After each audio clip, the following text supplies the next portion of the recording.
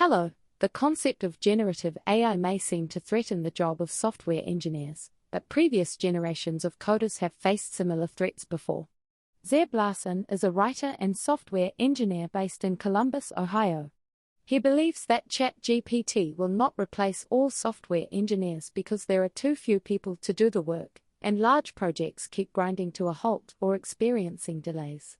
To understand where the fear of end of programmers comes from, we need to look back at the evolution of coding and computing. Software was often considered an afterthought for the early computing pioneers, who considered hardware and systems architecture the true intellectual pursuits.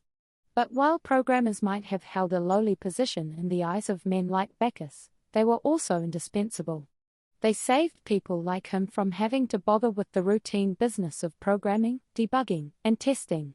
Even though they performed an underappreciated role, software engineers often fit poorly into company hierarchies.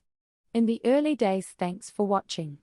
If you enjoy short news like this, please consider subscribing to my channel. Until next time.